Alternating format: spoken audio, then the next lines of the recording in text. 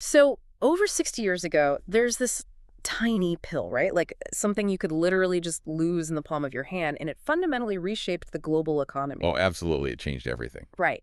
But the crazy paradox here is that today, millions of people, they swallow it every single morning without actually knowing how it hacks their brain. Yeah, that's the part that always gets me. We treat it as this monolithic entity. Yeah. Everyone just universally calls it the pill. Just the pill. Like there's Uh, only one. exactly. When biologically and historically, the reality is just far more intricate. I mean, it stands as one of the most consequential drugs of the 20th century. Mhm. But the science behind it, and honestly, the fierce debates that still shadow it today, are deeply misunderstood. Which is the entire mission of today's deep dive. We're jumping into this fascinating stack of pharmacological and historical sources to completely demystify hormonal birth control for you. Right, because we need to look at both the how and the why. Yeah, we're unpacking how combined and progestin-only methods actually operate on a cellular level. Plus, we've got the intense, highly controversial history of their creation and those ideological battles that, keep them in the headlines today. So, okay, let's unpack this. Because to truly grasp the macro-level societal impact of this little blister pack, we really have to zoom way, way in on the 1950s landscape where this science was actually forged. Well, the 1950s is honestly the only place you can start. Because to understand the impact, you have to confront a very surprising, ethically fraught history. It wasn't just some casual lab experiment. No, not at all. The development of the pill wasn't born out of slow, casual scientific inquiry in some pristine university lab. It was an urgent, highly funded push to create a female-controlled contraceptive. And this was during an era when the very concept of birth control was politically radioactive. Oh, totally. I mean, you had the Comstock laws in the U.S. still leaving this massive cultural and legal chill. In some states, it was literally a crime to even distribute a pamphlet about contraception, let alone prescribe it to someone. Exactly. So to get this made in that kind of restrictive environment, it took a really bizarre alliance. It was essentially four distinct figures who willed the pill into existence. Right. The sources highlight Margaret Sanger first. She was the famous activist who had the underlying vision. She desperately wanted a reversible method that a woman could control herself, invisibly, without needing a partner's permission or even their knowledge. And to make that happen, she needed money. Which brings in Catherine McCormick. She was a brilliant biologist, actually, but more importantly for this story, she was an heiress to the massive international harvester fortune. The rogue financier. Basically, yeah. Yeah. She poured roughly $2 million of her own private wealth into this research over the 50s and 60s, which is an astronomical sum for that era. It's wild. But she had to, right? Because government grants for controversial reproductive science they didn't exist. They absolutely did not. So she funnels that fortune to Gregory Pincus. He was this brilliant, somewhat maverick reproductive biologist who ran the actual science. But Pincus and McCormick quickly realized that groundbreaking science and deep pockets weren't enough. Not with the moral panic of the 1950s. They needed a PR shield. Precisely. They Yeah. needed an unimpeachable public face. Enter John Rock. Right, the highly respected, deeply devout Catholic gynecologist at Harvard, which, the sources point out, getting John Rock on board was like getting a stamp of approval from your toughest critic. It was a massive coup. Having a prominent Catholic doctor running the human trials and publicly advocating for the drug suddenly made the whole project exponentially more palatable to wary regulators. And the public, of course. And while all this political maneuvering is happening in the U.S., there's this massive chemical breakthrough happening down in Mexico City. Yeah. In 1951, a chemist named Carl Gerasi and his team synthesized a compound called norethindrone. And the fascinating part, they derived it from a very specific species of Mexican yams. Yams. It always blows my mind how much high-tech medicine traces back to, unexpected plants. It's incredible. But that yam derivative was the missing puzzle piece. Before Gerasi, the fatal flaw of natural progesterone was that if a woman swallowed it, her liver would just destroy the hormone before it ever reached her bloodstream. So it had to be injected. Right. But Gerasi's team successfully created an orally active synthetic progestin. They completely solved the liver problem. Okay, so Pincus and Rock take a similar orally active progestin. They combine it with a trace amount of synthetic estrogen, which, side note, our sources say actually started out as an accidental chemical contaminant before they realized it helped stabilize the cycle. Yeah, a lucky accident, really. And suddenly they have their pill. But here's where the story takes a super dark turn into the ethical cost of that desperate speed we were talking about. Yes, because to escape those incredibly restrictive anti-birth control laws on the U.S. mainland, Pincus and Rock moved their large-scale human trials to Puerto Rico in 1956. They recruited women, many of them low-income residents, to test this experimental formulation. And this decision birthed one of the most ethically controversial chapters in modern medical history. The sources paint a very stark picture here. The women participating were not fully informed about the fundamental nature of the clinical trial. They were told it would prevent pregnancy, sure, but the severe experimental side effects, those were not clearly communicated at all. And tragically, there were 3 deaths among the women during those trials. Wow. Now, a direct causal link to the experimental pill was never officially established by an independent board, but the lack of transparency casts this permanent shadow over the whole discovery. It remains a standard case study in medical ethics courses today. Because it just perfectly illustrates that massive friction between a desperate need for medical progress, which, Sanger and McCormick were right about, and the non-negotiable human right to informed consent. Exactly. They achieved their medical miracle. The FDA approved the drug, Enovid, in 1960, but the aggressive, opaque methods they used to cross that finish line were deeply flawed. And here's the thing you really need to know. The drug those women were taking, that 1960 Enovid pill, is absolutely not the same pill you'd pick up at the pharmacy today. No, not even close. The rushed urgency of the 1950s meant that first iteration was basically a pharmacological sledgehammer. The original pill contained a massive 150 micrograms of synthetic estrogen. Today's standard low-dose pills contain just 10 to 20 micrograms. That's roughly a 10-fold drop in estrogen dosage. The landscape has fundamentally shifted. Yeah. And not just in dosage, but in how we define it. Right. In 1960, oral contraceptive meant one thing, the combined pill, which is estrogen plus progestin. Today, that umbrella term also includes the progestin-only pill, the POP. Also known as the mini pill. Exactly. Lumping them together under the phrase going on the pill obscures the fact that they operate through entirely different physiological mechanisms. Wait, I have a pushback question here, though. If they slashed the estrogen dose by like 90% since 1960, how does the modern combined pill still actually work? Is it like watering down your coffee but somehow still getting the same caffeine jitters? No, it's not quite like that. The original 150 microgram dose was massive overkill. They completely lacked the long-term data in the 1950s, so they just blasted the system with hormones to be absolutely sure it prevented pregnancy. But that had to cause awful side effects. Oh, it did. Intense nausea, debilitating breast tenderness, and crucially, a highly elevated risk of severe blood clots. So over the decades, researchers incrementally re-engineered the drug to make it safer. Okay, so the synthetic progestin is actually pulling the weight here. Yes. They realized they could drastically drop the estrogen to mitigate those vascular risks. The actual efficacy preventing the pregnancy is overwhelmingly preserved by highly refined, potent synthetic progestins, not by brute force estrogen. Okay, so tricking the biological system with just a fraction of the original dose brings us to the master hack itself. How do these synthetic hormones actually stop a pregnancy? Our sources say they fundamentally hack the body's natural communication loop. Right. To understand the hack, you have to look at the baseline communication, which is the HPO axis, the hypothalamic pituitary ovarian axis. Sounds intense. It's just a feedback loop. Think of the hypothalamus in your brain as the supreme commander. It sends upstream chemical signals to the pituitary gland. Okay. Then the pituitary sends its own hormonal messengers down to the ovaries. This stimulates an ovarian follicle to mature, and as that follicle grows, it produces natural estrogen. Got it. When that natural estrogen hits a specific peak, it triggers a massive sudden release of a hormone called LH.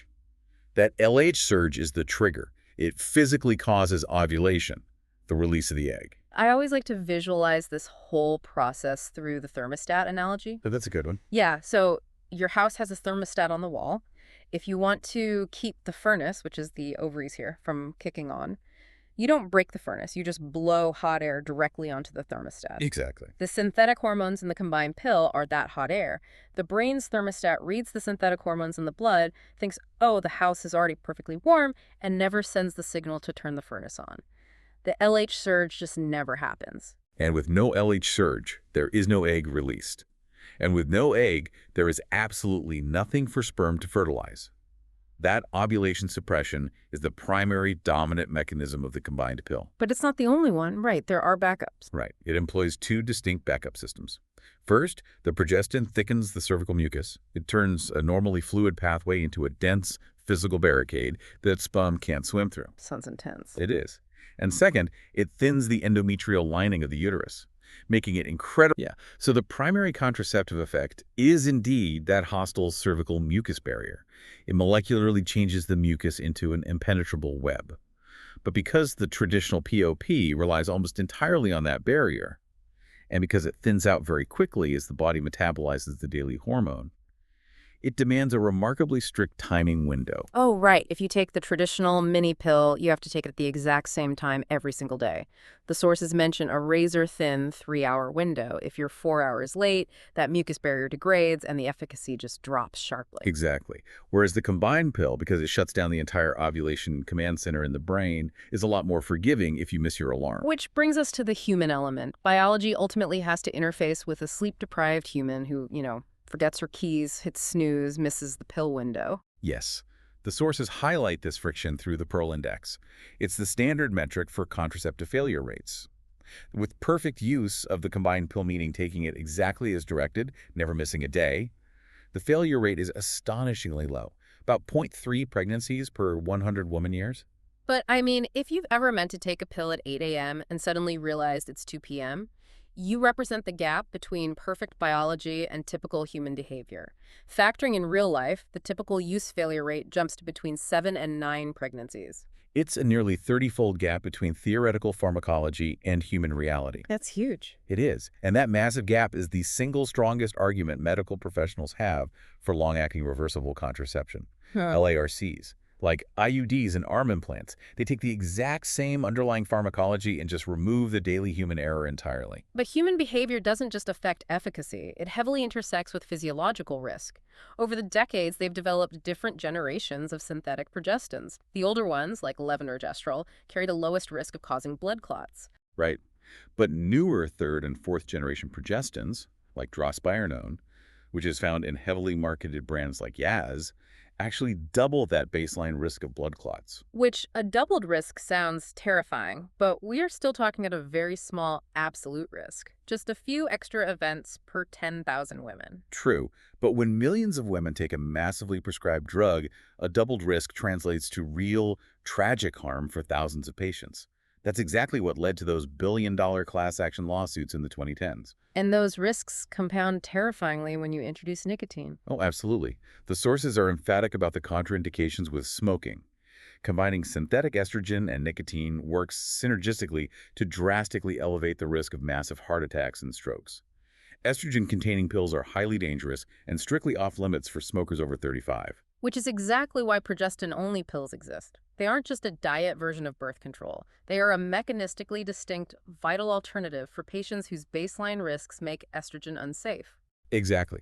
But communicating those nuanced risks to the general public, it's like walking a tightrope in a hurricane. Oh, the 1995 UK pill scare. Our sources cite this as a fascinating and ultimately tragic historical example of how risk communication goes horribly wrong.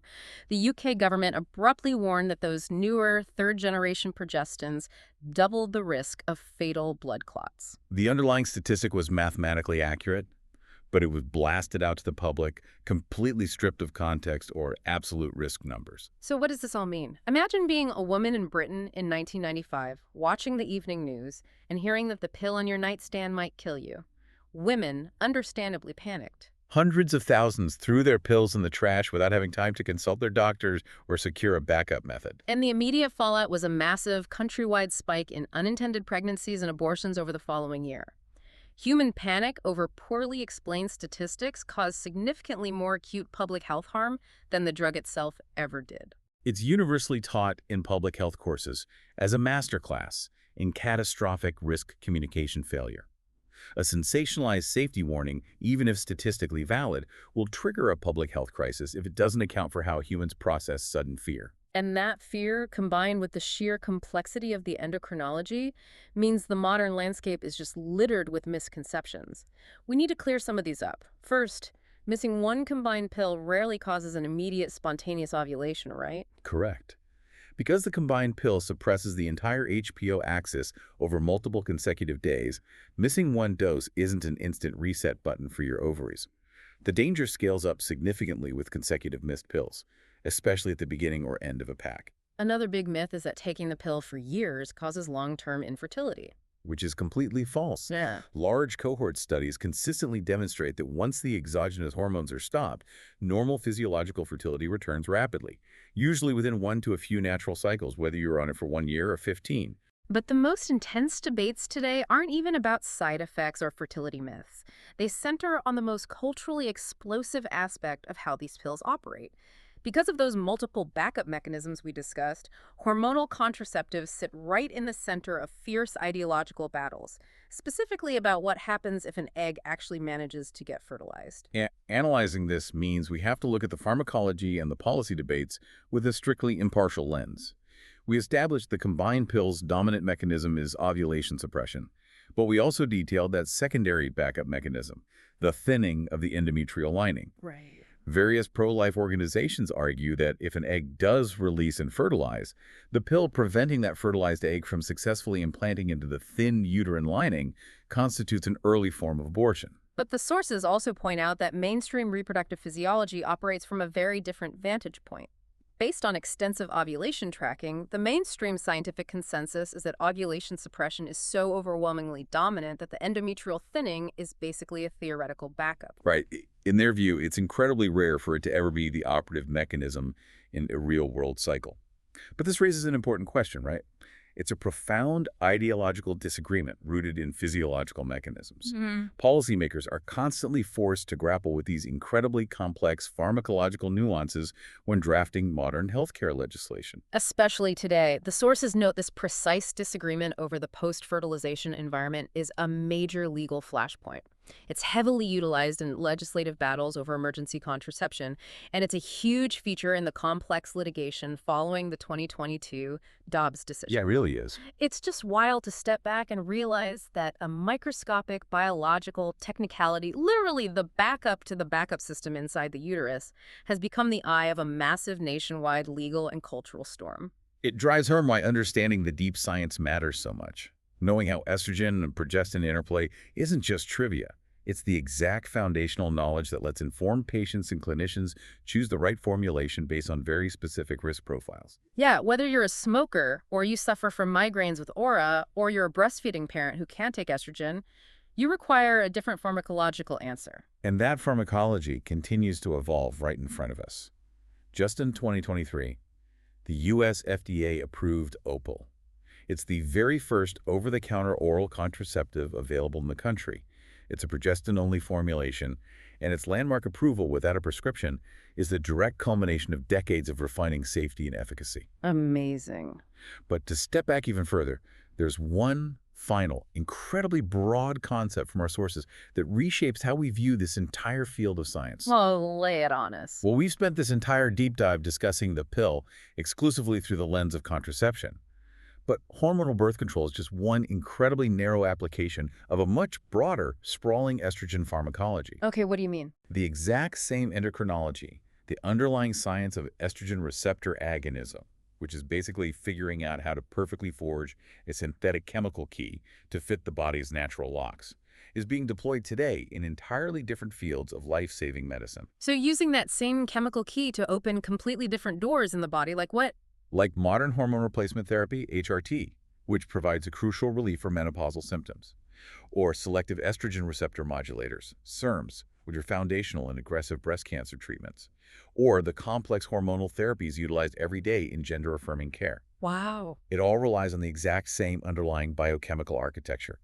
When those scientists in the 1950s figured out how to synthesize and orally modulate these hormones, they didn't just invent a convenient birth control method, they inadvertently unlocked the master control panel for human endocrinology. The exact same biochemical keys unlocking entirely different biological doors. That is incredible. So, the next time you find yourself looking at that little plastic blister pack with all its tiny, perfectly ordered circles, take a moment to realize you aren't just looking at birth control. You're looking at the absolute foundation of modern hormonal medicine, and you are holding a 60-year, deeply complicated legacy that fundamentally reshaped our society, our global economy, and our intimate understanding of our own biology. Thank you so much for joining us on this deep dive.